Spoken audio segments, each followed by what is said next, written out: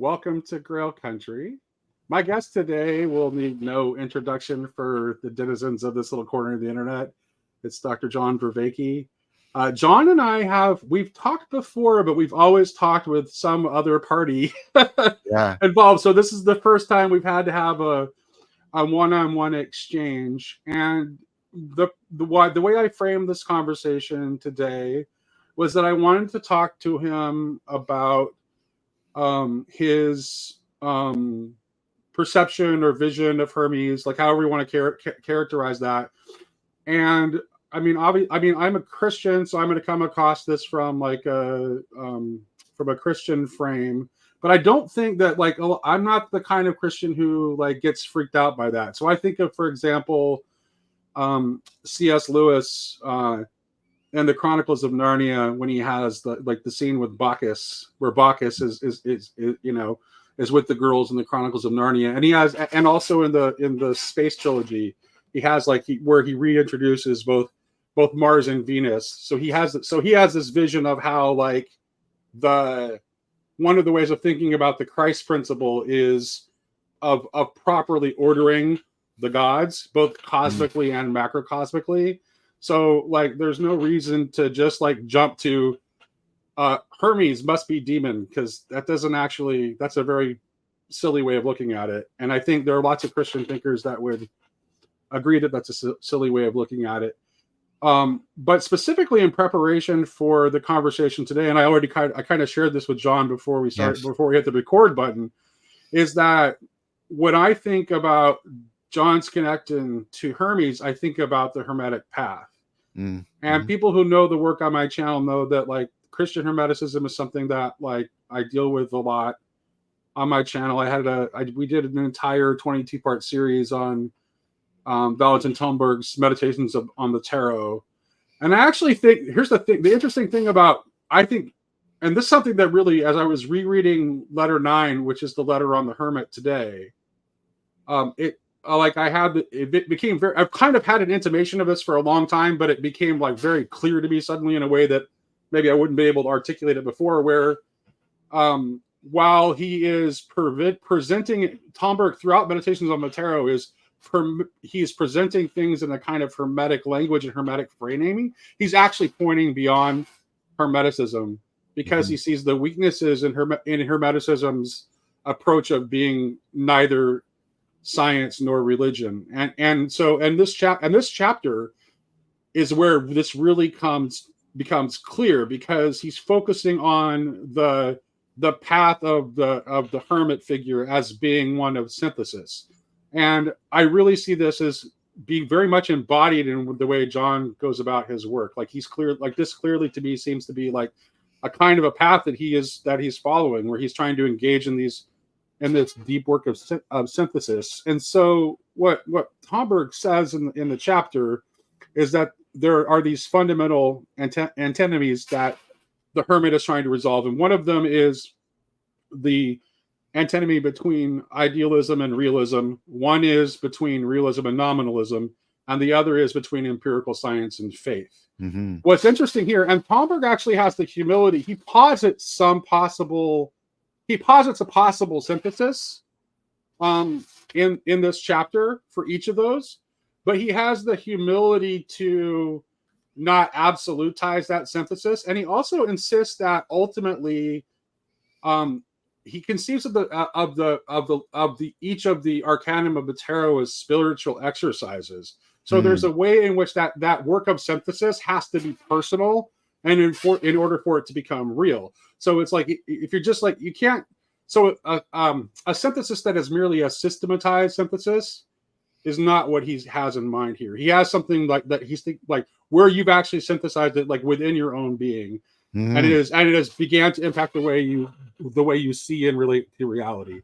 So that's kind of that's my opening framing here, John. Is that do you see yourself actually connecting to that at all, or very much so in both ways? I mean, I think I have this book on your recommendation. I have not yet read it, so I'm ignorant, and you have me at a disadvantage. But I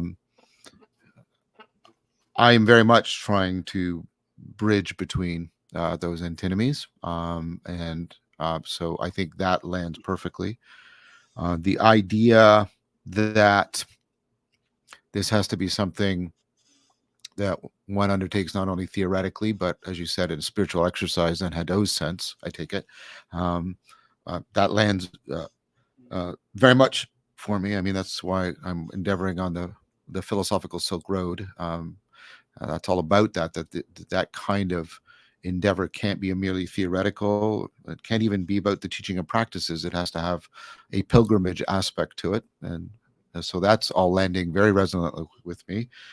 I experience Hermes. He presents himself to me as the personified presence of vertical and horizontal participation. And that is something I've been, of course, wrestling with theoretically. And it has shown up on, you know, of its own accord, of his own accord to me, and unexpectedly. If you had asked me about like the Greek pantheon, although I don't think he fits sort of cleanly into the Greek pantheon or something like that, I wasn't very interested in Hermes as a character. This was so it was very startling to me. But yeah, I experience him as very much a way of trying to imaginally enact all of this talk about transformative participation, deep participatory knowing, deep perspectival transcendence, um, in a way that I can share with other people. That is that in a way that hopefully will be helpful to them. So everything you said landed extremely well. Um, it's also kind of you, and kindness goes a long way in saying that, and you're not the only one. Michael and others, all right, and of course Seth Allison and others, Kashra and others have been very kind about this and not jumping. And Paul, even Paul Vanderklay, has been very kind about this and not leaping into accusations of insanity or demonic possession or either one of those. And I appreciate that. I did not ask for this, and neither am I claiming any special authority because of it. It's happened, and it happened within a particular context that I do not think is happenstance in the middle of deep IFS work and the other work I'm doing. And I've been doing a lot of research around related phenomena, feeling of presence, sense of presence, dialogical nature of the self, all of this building out. I talked about some of that in the Socratic shift in after Socrates.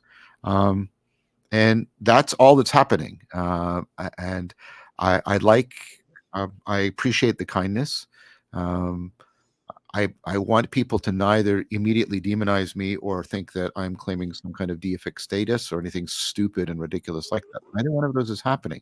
There's a phenomena, and because I generally end up being my one of my own guinea pigs in whatever thing I'm deep studying, that has happened again, and this is not the only time this has happened in my life. There's many times when, I study a phenomena because it has overtaken me. That's why I got into flow because of Tai Chi Chuan, etc. I often find myself, and maybe this is another antinomy, I'm on the outside and the inside of a phenomena, and I'm trying to bridge between them, and that's what's happening here. And it's it's it's nice. Nice. That's not the right word. There's something nurturing about that. This time it shows up in a way that has this kind of personified presence and a possible sort of dialogical partnership, which um, makes it less lonely, which is Mm. really, really interesting. Well, that's interesting that you should say that, because that's actually the less lonely part. That's very interesting to me, because Talberg actually in Meditations on Matero Letter 9, one of the things he talks about the hermit is that one of the the path of the hermit is a path of solitude. But he also talks about the joy that happens when one hermit encounters another on the Yeah, road. yeah, yeah, yeah, So yeah. that you would have joy and have a sense of like entering into a dialogical relationship in encountering Hermes. To me, that lands for sure. Yeah, and and it's very, very powerful. I mean, again, there's continuity with sort of impersonal versions of this, where something will sort of occur to me in practice, and then I'll try to capture it as an insight, and then that insight eventually becomes a theoretical argument and proposal. And that happens again in a much more pronounced way about this. And like recently in one discussion, it was like he actually asked the question about what's our ontological relationship, and we did something like dialectic into dialogos with each other, and we got to this sort of thing, and you have to understand, it's kind of like poetry, and it's kind of like philosophical argument, and it's kind of like imaginal gesturing, and then there's also somatic aspects to it. It's very much like, although beyond what happens in IFS and other things like that. But we got to this notion of mirror transcendence. I'm transcending into him as he's transcending into me, and that was really unexpected for me. But it was like suddenly it went click for me, and then I was really getting like a lot of what I was exploring in the work of Nishida, and what he was trying to get at with his notion of immanent transcendence, and what like what Bracken is doing with Whitehead and the divine matrix. I go, because Whitehead said something similar about God. God transcends the world to the degree the world transcends God, and God is immanent in the world to the degree the world is immanent in God. And I knew that sort of how you can know things conceptually, but when this clicked, I knew it. Again, these tired metaphors, I knew it from the inside, right? And I was very grateful for that. It was like, oh, I see. And that's how this works for me. I don't. Right. Well, no, but I understand that. Like, if you remember that when I and I apologize if I threw you for a loop when I did this, but when we had the conversation about participation with Jordan Daniel Wood, and I opened up with that weird question about what kind of knowing was involved in the transfiguration, and I was like, gesturing toward this kind of like place where knowing and seeing are one. Which is like actually when you go to try to articulate that to somebody and explain that experience of knowing and seeing being one, it's almost impossible to do. Well, frankly, it is impossible to do. So, and so because people, I get, I get a fair share of weird emails around this, and then I get. I bet you do. I can only imagine. And I also get a fair share of, and I appreciate it because they're often loving, and I don't want to besmirch that, but concern around me, and I want to respond to that right now. I've done it publicly before, and I'll do it again. I have no, that's too strong.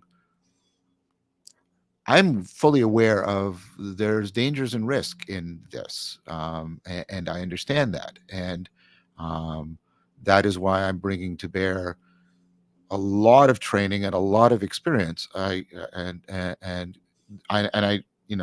could that ultimately fail me? Sure, but I think there's good reason to have good faith that it won't, in the old sense of confidence, and that the risk is worth it. This is a valuable project. That's not even the right word. Valuable thing to be doing. And so I appreciate that. But I also get curious questions about, like, well, what do you talk about, and what are you doing? And I'm trying to make it clear that your initial point is exactly to the point. We don't just sort of sit around and talk about like what happened in your day. It's not like a diary, and I'm not getting oracular thing. It's exactly what you said. It's about this, right? This mixing of, not even mixing. That's not the right word. This interpenetration of the profoundly philosophical and the profoundly personal. And that's exactly where the cultural conversation needs to go right now. I was just talking to Evan Thompson yesterday about his profound book, The Blind Spot. It's again, I'm not claiming any. Well, that's interesting you talk about the blind spot, because when Tomberg in this chapter, when he talks about on the Hermit, when he talks about this operation of synthesis, he actually talks about the blind spot of pure light and the blind spot of pure darkness, and then you have like the full spectrum of light at the equator. is like Mm. one of the images that he uses to talk about that, where it's like you can go like too much into the, you know, the darkness of nihilism, or too much into the brightness of nirvana, and Yeah. actually miss the synthesis, which is actually happening around the equator. Well, and that's exactly it. That's well said again. I mean, so the shared normativity is a commitment to finite transcendence, right? Yeah. That that there's a finitude and there's a transcendence, like Highland talks about with Plato, and there's a commitment to that. And that's what the mirror transcendence actually did. It took the notion of finite transcendence, which I just sort of held like this, and it made it this. It's I see the mirror. Yeah, right. I get it. Right, this is a dynamic interpenetration that's unfolding. It's not just a holding of finitude and transcendence together, but it nevertheless, it is, and this is how it's still Platonic, it is still a way of deeply committing to one's humanity, to be remaining a human being. And so I have found no temptation to despair or to hubris in any of the interactions. And I don't know if that satisfies people or not. I don't, it's unclear to me what would satisfy them. I mean, I know what would satisfy my scientific people, and I'm doing a lot of work on that, a lot of cognitive science around. There's a great book out, I forget the author, Presence, about sense of presence, about people hearing voices. We know a large proportion of the population hears voices, and there's no psychopathology involved. We know under extreme duress, normal people can have a sense presence that can help them out of problems. It can put them into the third person perspective and all kind. Like, I won't go on. I mean, I'm going to do that. Maybe I probably will do that when I'm ready to do it. Paul wants to talk to me about this, and so I know how to address. Well, at least I believe, with good reason, how to address the people who are sort of scientifically concerned. I'm not as clear as about what I need to do to address the people who are religiously concerned. Right. Do you And have like any? go ahead. Well, let's circle back around to that. First of all, I wanted to acknowledge like that I do. Like the last thing I thought when I heard this from you is that it was that you were crazy, because I've had, not with Hermes, but I had a similar experience of my own in the early '90s. I had a vision of, I don't know if you want to call it Mary. I don't know if you want to call it Mary or Sophia, and kind of in my thought, Mary and Sophia are kind of Yeah. the same anyway. In my particular preferred way of talking about things, but they're kind of united in any case. So, and here's the interesting thing I have about this is like we're talking about both Hermes and Mary or Sophia are both figures that are associated with wisdom, and one is a masculine representation and one is a feminine Yes. representation. I Yes. wonder if you have any thoughts about the way that those things interact or intersect, or Yeah. I mean, that's a good question. You have provoked thought in me. So when I'm doing a version of the meta practice, I usually in order to invoke agape, I I there's an invocation of sort of the ancestral shaman, the ancient sage, the aspirational saint, but also archetypal Sophia, as a way of trying to unpack the perspective. This Nishida is having a huge impact on me. The standpoint, the basho from which agape can be imaginally held by me. Now, for other people, well, why didn't you just imagine Jesus? There's reasons around that for me, but uh, but so that well, but traditional Christianity doesn't just imagine Jesus I, either. I, exactly, and Well, I just have to share a story, because I just share a story about that. Like last Saturday, I've been taking a class with Jordan Daniel Wood on Saturday mornings, and Jordan and I were having this conversation in class last Saturday, and one of the students in the class brought up the idea of creatio per verbum as opposed to creatio ex nihilo, and I said one of the things that I like about that image is that it shows the way in which like the spoken divine word awaits a response. Yes. And that response comes, so it shows you, it actually points toward a dialogical structure. And Jordan and I were just like, we were riffing on that for like Beautiful. 30 minutes afterwards, because What you sort of you sort of presaged what I was going to do. Like so I have the Sophia showing up as a personified presence of a particular kind of perspective to afford my practice of metta, which is a contemplative practice, extending loving kindness. And of course, it's also bound up with wisdom, because the idea about the proper, I won't get into this in detail. There's a long argument about agape and logos have to be woven together if you're going to understand either one of them, I would argue. But let's not go down. I'm with you on that one. And I would say not only that, I would say agape, I said, although agape is definitely like central of importance, particularly in Christian thinking, there's a way in which like love itself is a single unity that we can't, like agape is still only a part of the equation. Like Eros is still, Eros for one is still part of it for sure, which is why the Song of Songs is in the scriptures. Totally. So, totally. And that's part of it. And that's why I do all those invocations is to make sure the agape is grounded in the embodied aspects, the other loves, as you put it, right? There's obviously the philia that's going on in the dialogical, and then there's the grounding out and the fact that she's feminine, right? Exactly. So yes.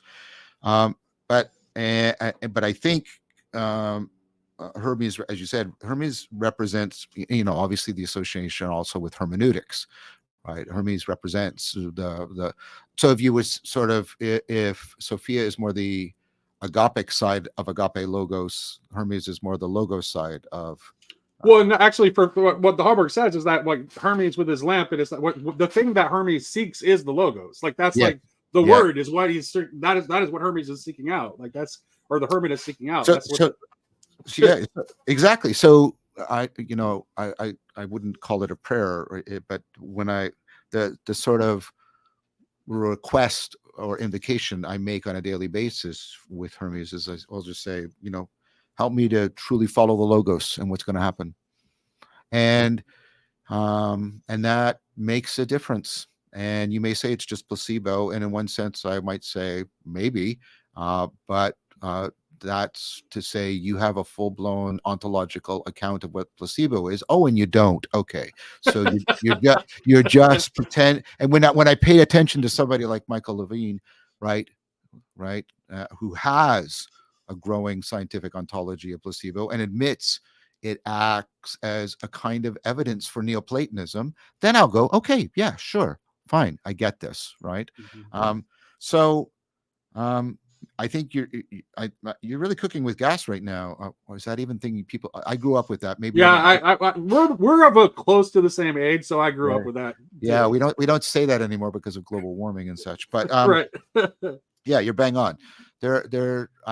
And I should make it clear, like Hermes has sort of four aspects to him, combining to sort of four, like Hermes is sort of the visual center, the noesis, the interpretation, right? And then can I throw you for a very weird loop before I lose the thread? Yeah, please. When you say it has the four aspects, that maybe at least thinks of like, do you think there's a way in which that might be tied to the like the sort of the Kabbalistic idea of the aspects that are represented by the letters of the Tetragrammaton? Like, is there a connection there? No. Especially given the in Hebraic thought, the emphasis of like creation being coming into being through the spoken word. I don't know. I mean, part of this is very much participatory. It's how it's like what happens in an insight. You do things and you make yourself prone and it comes up, and then you try and sort of figure out, well, what's going on. I don't know. I'll tell you what the four aspects are, and I don't know if they land. And again, I want people to understand, I didn't sort of sit down and work this out. It's It's very much like what happens when you're doing parts work and and things sort of present themselves, and then or if you've done Gendlin's focusing, where you try to find the label, you try different words, and your clever mind says, oh, this is the right word, and you try and land in nothing, and then well, what about this? And then it goes ding, ding, ding, and you get it, that sort of thing. And again, all of these things are involved in this, and the fact that they're all coalescing together in the psychotherapeutic world, and nobody in this little corner is paying attention to that profound phenomena. And I keep ringing the bell on this. Like, you've got cognitive science moving towards a dialogical self, and you have this massive coalescence around all of this in the psychotherapeutic world. And this little corner isn't paying attention to it. And I think that's a mistake. I think that's, right. And maybe part of the point of me going through this is to provoke me into paying better attention to this. But the other aspects are like if Hermes is sort of interpretation, there's an aspect that's Hanuman from the Hindu tradition, and he's sort of leaping insight. And then there's Michael as the angel, and that's sort of the inspiration aspect. And then there's Thoth, of course, and that's sort of the intuitive aspect. And Thoth is here. Michael is here, Hermes is here, and Hanuman is here. And I don't know what that means, right? But I try to be very careful and try to say, okay, and then I'll practice with it. I'll see if it unfolds. I see if it helps, if it works. And by work, I don't mean, do I feel good? I mean, does it lead to generative meaning that I share with other people that they find valuable? That's my standard. Yeah, that's good. Yeah, that you share with other people. Yeah, that's one of the other things that I've been thinking about a lot lately is that, and you can tell me whether this lands with you at all or not. But I've been thinking that one of the things that gets us into trouble is when we conceive of truth as separate from and independent of love. Yeah, that's very much like, I think that's right. And then here's what, let me explain where I'm coming from. Okay. I think because of your Neoplatonic background, I think you will track what I'm thinking of here. I think the most basic way to try to like point at what we mean when we talk about truth is in some way, whatever idea of truth we're talking about, it has to do with unity. And the reason it's dangerous to divorce the idea of truth from love is that love is this weird form of unity that also affords room for diversity and multiplicity. Sure. And so with that, and so when we get when we get focused on truth as essentially something that we can hold or grab and possess, then it's not that it's not true in some sense, but it's true in a lesser sense. So it's like in a deprived sense because we're holding it as being complete when it's actually nested within other greater unities. I think that's good. I mean, okay. Maybe a distinction that you've probably heard me make before would help. I think the truth that we can hold is that's methodical truth. That's the truth that can be generated from a method.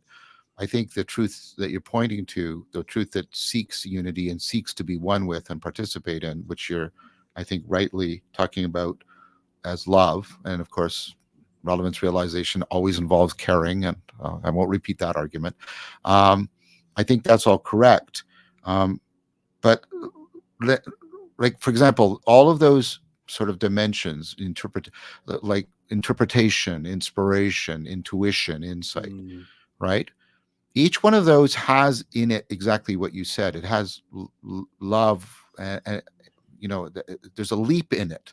And there's a love of something that is not, so there's almost something like a bit of a Pauline notion of faith. There's a love of something that is not yet fully disclosed, Right. right? Each one of those, and see, and that's that's the daemonic, that's the metaxu, that's the in-betweenness, right? And it's weird because like Hermes or Thoth or Hanuman or Michael, that's the locus of, they're in that weird place where there's an other that's me in self-transcendence, and it's a way in which I'm loving a self I'm not yet, but that I'm not, it's not egocentric because I'm loving a self that is in more conformity to what is real, so I'm also loving Right. through that future self what is more real, right?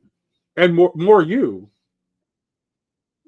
Well, that's the thing. It's simultaneously other than I am now. So it's all about L.A. Paul's the problem, the paradox of transformative experience, or Galen's, if it's other than the self, it can't be self transcendence, and if it's real and if it's from the self, it's just growth. It's not transcendence. And no, that's the thing. It's dialogical, right? There's an other that is me. Right, that takes me to be an other that I am now, that turns out to be more me, but is a more me because it's that person is participating more in reality. And when you say Right. that, right, like it can just sound like a word salad. And you can do two things, and I try to do both. You can try and build out, okay, I'm going to try and articulate this, I'm going to try and work out a cognitive scientific framework, and you need to do that. But you also, I want to say, but the gift of Hermes is, but this is how you participate it. And I'm using it almost like a verb, right? Right. Right. No, Yes. yeah.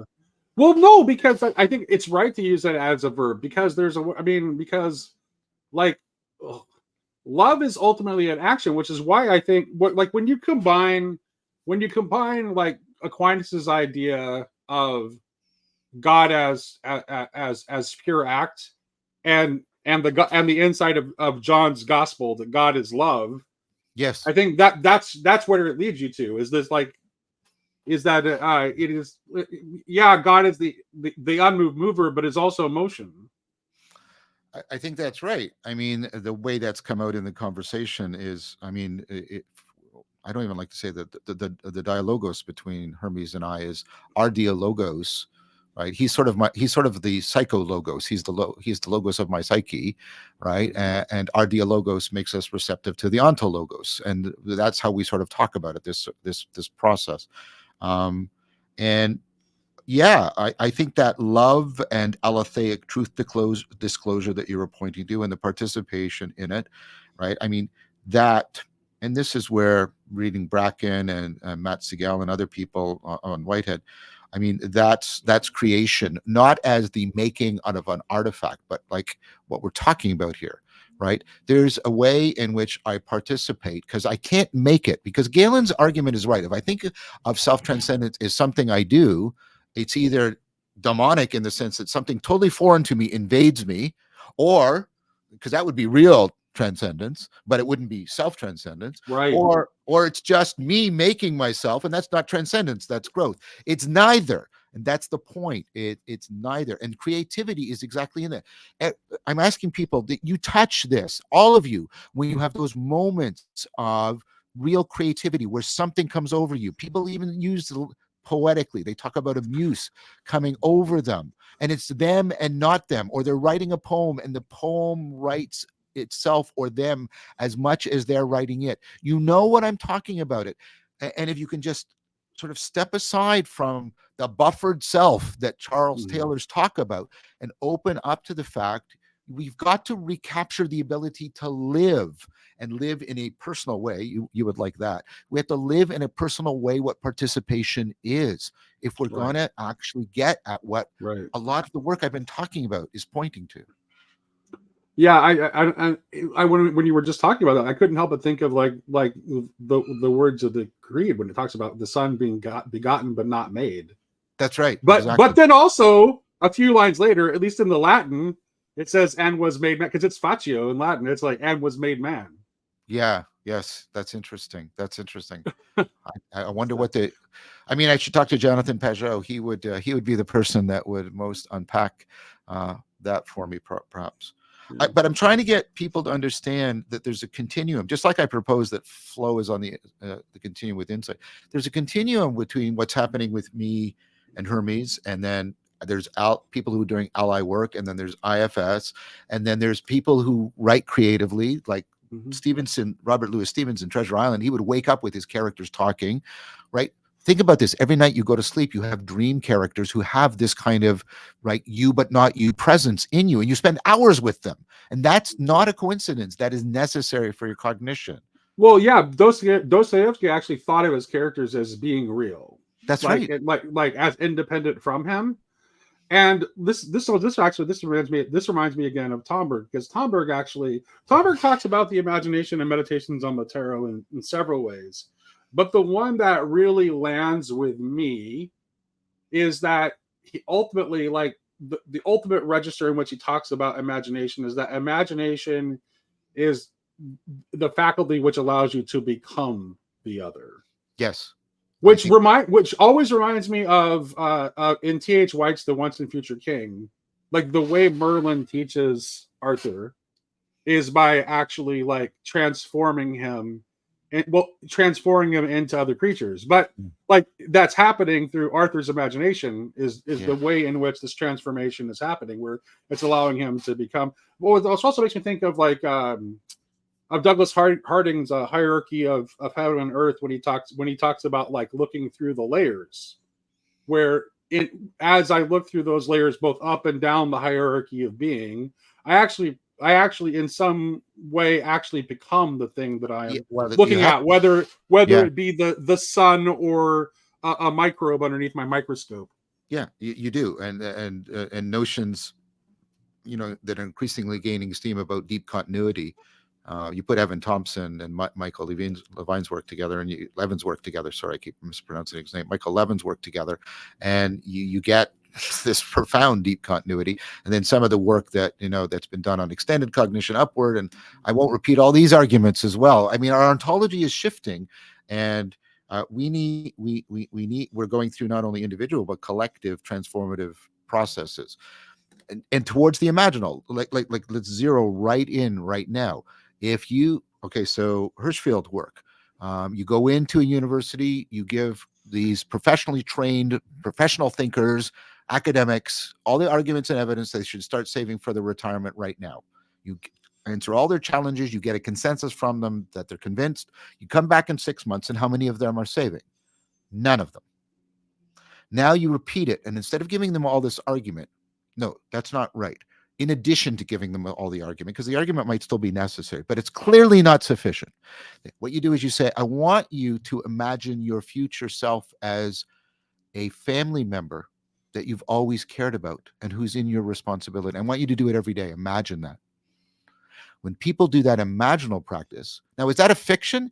Well, it's not literally true, but it's not just a fable, right? They're actually relating to a reality there. And you come back and you ask them, and what you find is people are now saving, and you find two things. The people who did the imaginal practice save, and the more vivid they had the practice, the more they save. The imaginal is what we need in order to engage in self-transcendence. This is, again, Hermes is imaginal for me in that way. And you can see the way that both our moral reasoning and our moral intuition and our aesthetic sensibility like connect to this too, because they're clearly like operating.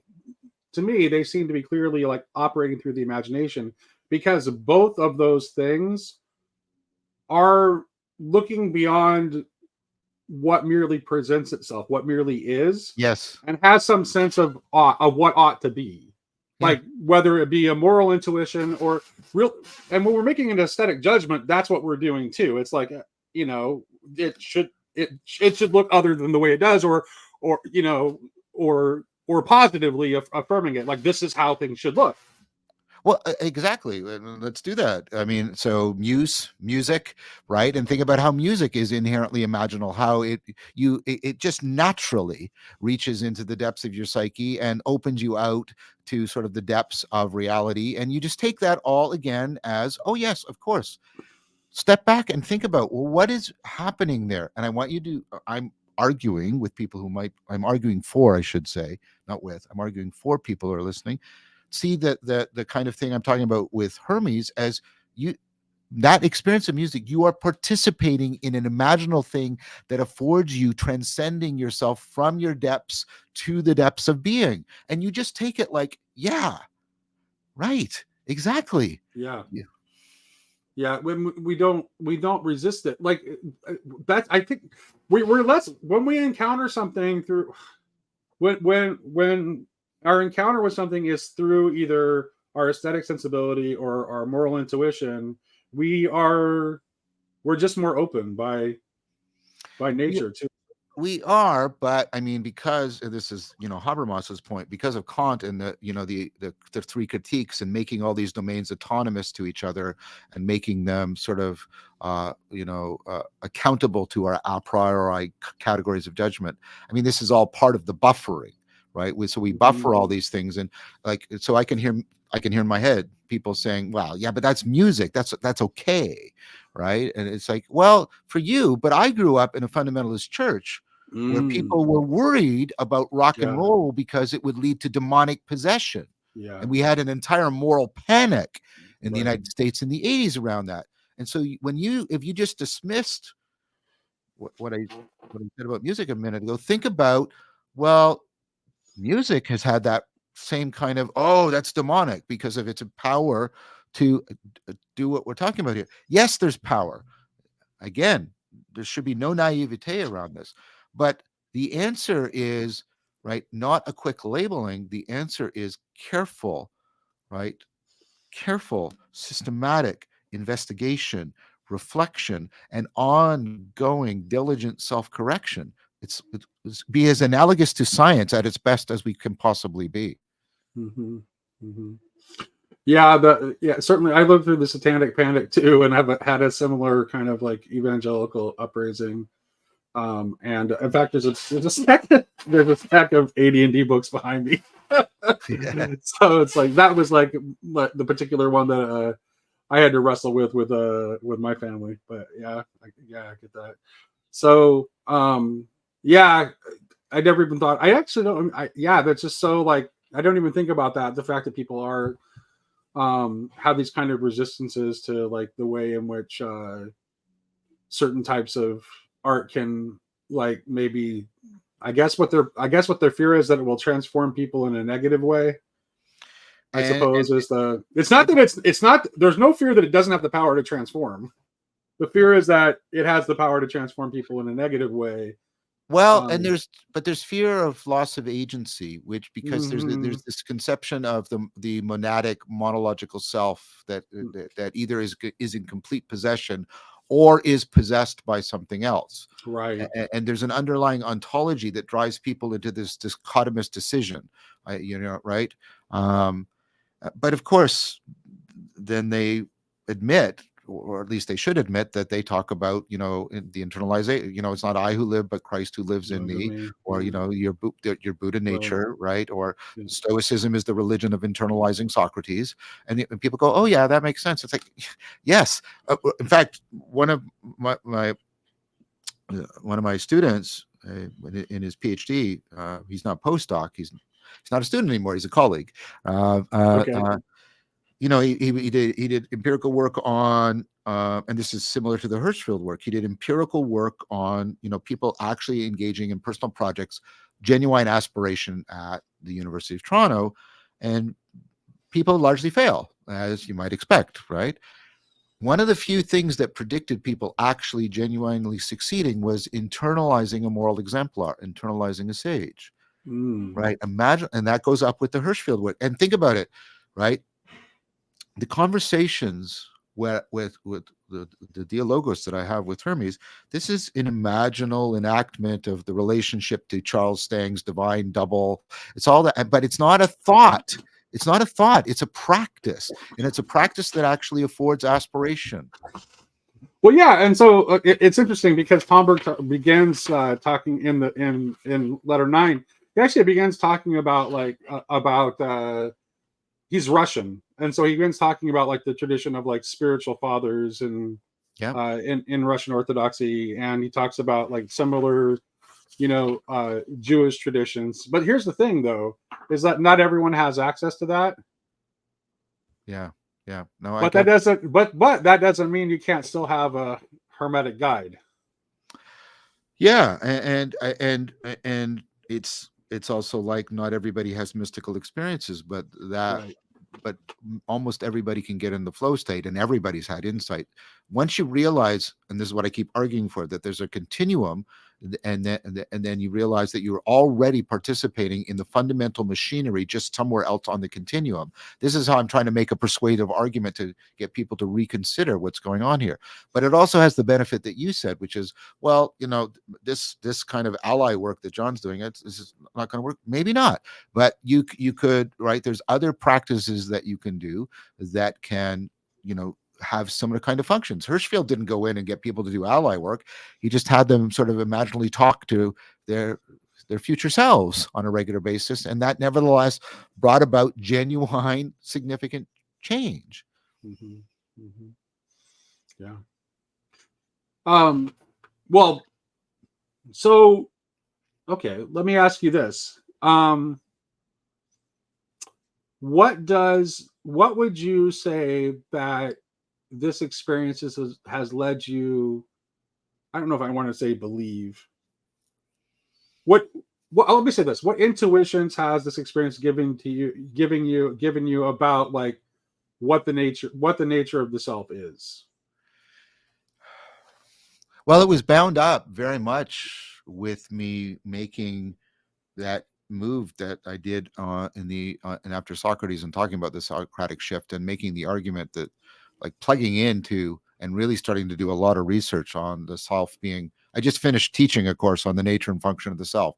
That the self is massively recursively dialogical in nature, Mhm. and it Yeah. is not monadic, and it's not monological, and even and this bleeds into really important things. It bleeds into the work, that I'm doing, especially with people like Dan Chappie, that we don't reason best monologically, we reason best dialogically. There's experimental evidence growing around that.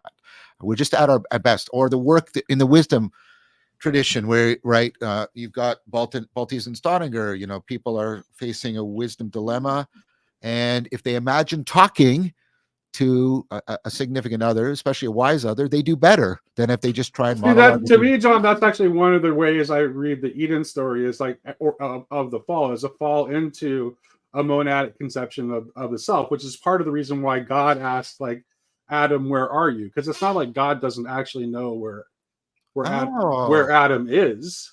that's wonderful. I hadn't thought about it that way. I mean, where that reverberated, that's good. I don't, that's juicy. Where that reverberated for me is as the self became more sort of participated as inherently dialogical and inherently, like, not only dialogical within but dialogical without, right?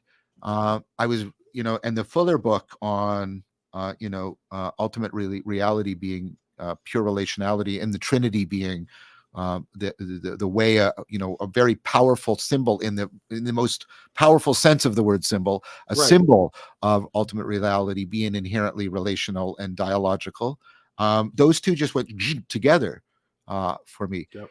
And I said something, and maybe I said it to Jordan Hall, and I said that was the first time. You'll take this the right way. You'll take this charitably. I know you will, but it was the first time I understood the Trinity. Like, I don't Right. understand it. Like, nobody understands it, but you know what I mean. It was the Well, first time. it's not right because it's not the.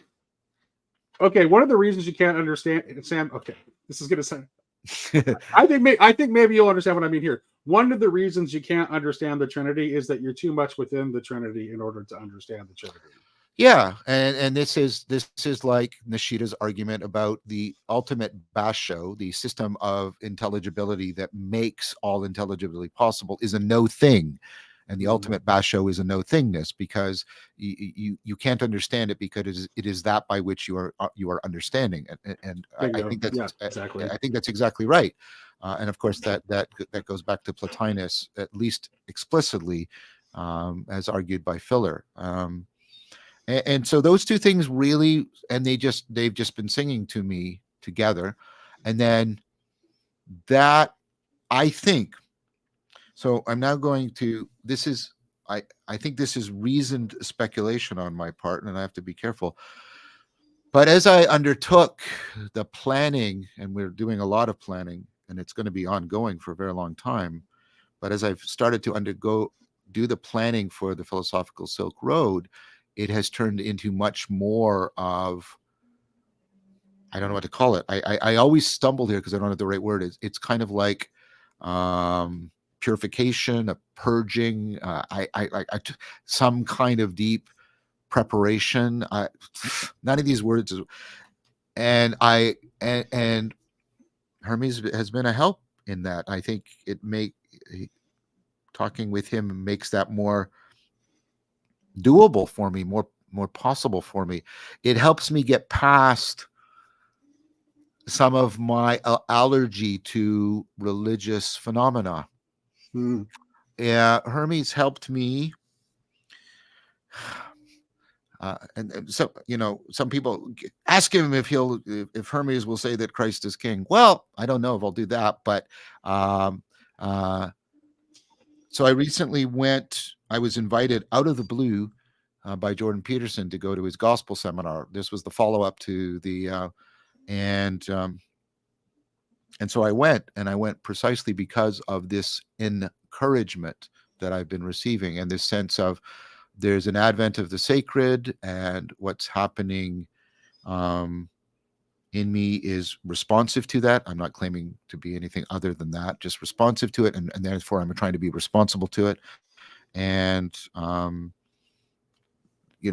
and this participation, this engagement, this dialogos with Hermes, I think it's reasonable to say I would not have done it without that. And also, I don't think I would be properly preparing for the Philosophical Silk Road without that. So I gave you a sort of a philosophical point, and now two more sort of existential things that have come out of it. Right. Well, that's the whole Christ is king thing. My wife, I don't know if you know this, but my wife is Jewish, so it's like I live, so it's like I live in an interfaith kind of household. In fact, we're in the middle of Passover right now. My wife is busy making a Passover meal for guests that we're going to have later this evening. And so I would say, here's the thing: I would for Christians that are like overly concerned with whether something will announce that Christ is king. How does the notion of Christ is king interplay with the revelation of Christ in you in Colossians 1:27? And this is actually, I think this ties directly to what I think Tomberg is dealing with in Meditations on the Tarot, letter 4 on the Emperor. He says that the position of the Emperor is hidden in the catacombs, right? So, and the reason he's gesturing toward Christ as as the connection with Christ as the Emperor. But the thing is that one only gets to, I think he's talking about the realization of that arcanum within yourself, so that you become united to the higher aspect of reality that you're being called into being, and that the road through that is through the catacombs. So that means that the character that you play in your head that you think is yourself has to die in order for you to gain that imperial crown. Yeah. And we over-identify with the ego image within the imaginal space inside of us, which we forget is an imaginal space, by the way. It's not literally inside of you, but it's not a fiction either. Right. So that's right. I mean, I have talked to Hermes about Jesus, and he says Jesus is, the incarnation of the Logos, and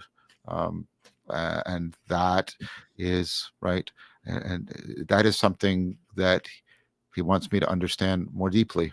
And Well, now you should have a conversation. You should have another conversation with Jordan Daniel Wood then, because that's like he's very much the person to talk to about that, because yeah, like the entirety of his work is getting people to take seriously that Maximus is serious when he says that creation is incarnation, and that he's not engaging in any kind of exaggeration or metaphor, but he means what he says. I think that's right. When I was at the gospel seminar, there was a point where, and again, I want to give credit to the Dialogos with Hermes for this. I was said, I am devoted. I think this is sincere, dedicated follower of the Logos. And and then they said, well, why doesn't that make you a Christian? I said, well, because there's too many. I actually hold Christianity in a lot of respect. I take seriously a lot what a lot of people identify as the identifying features of Christianity, and I don't identify with them in the way I've been following this.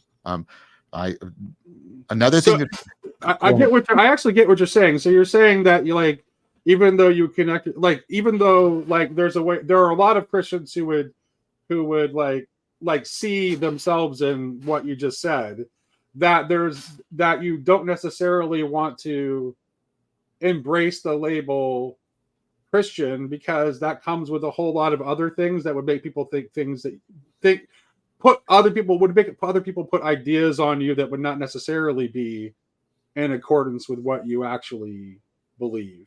you said it well. You said it Okay. better. No, and I actually, John, I totally understand that, and that is something that like I myself like have like my own struggles with sometimes.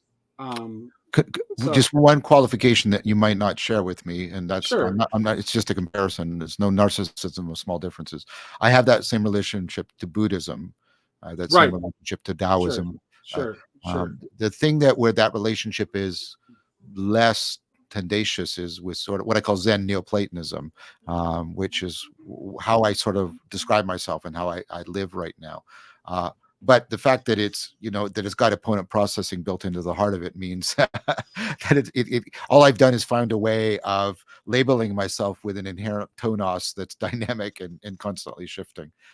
So Yeah, absolutely. Yeah, gotcha. No, I get that. I get that, and yeah, I think I think that's a good place. That's a good place to wrap up, I think. excellent. And I really appreciate your time, John. And look forward to seeing what you do in the future. And hopefully, we'll have a chance to talk again at some point. Well, thank you, Nate. You've been kind and you've been generous and you've been welcoming and you've been very understanding. I appreciate that.